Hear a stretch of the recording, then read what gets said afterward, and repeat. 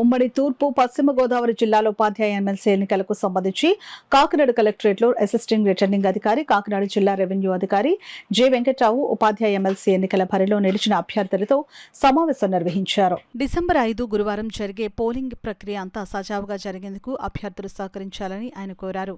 Polling ప్రక్రియకు సంబంధించి అధికార యంత్రాంగం చేసిన ఏర్పాట్లను, సూచనలను డిఆర్ఓ వెంకట్రావు అభ్యర్థులకు ఈ సందర్భంగా వివరించారు. ఈ సందర్భంగా ఆయన మాట్లాడుతూ ఉమ్మడి తూర్పు పశ్చిమ గోదావరి జిల్లాలో ఉపాధ్యాయ ఎమ్మెల్సీ పోలింగ్ సంబంధించి అన్ని ఏర్పాట్లు పూర్తి చేయడం జరిగిందని అన్నారు. గురువారం ఉదయం 8 గంటల నుంచి సాయంత్రం 4 గంటల వరకు జరిగే పోలింగ్ ప్రక్రియలో 16,737 మంది ఓటర్లు తమ ఓటు హక్కును వినియోగించుకోనున్నారని, ఇందుకు 116 పోలింగ్ కేంద్రాలను సిద్ధం చేశామని ఆయన వివరించారు.